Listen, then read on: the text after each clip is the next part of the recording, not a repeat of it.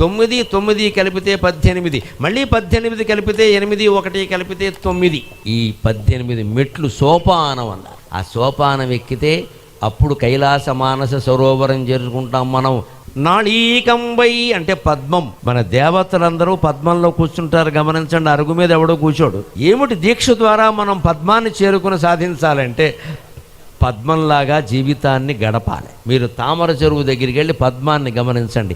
నీటి మట్టం పెరిగిన కొద్దీ పద్మం స్థాయి పెరుగుతూ ఉంటుంది. నీటి కొలది తామర సుమ్మి అంట. నీటి మట్టం మీరు పెంచారనుకోండి, తామర పువ్వు ఇంకాస్త పైకి పెరుగుతుంది.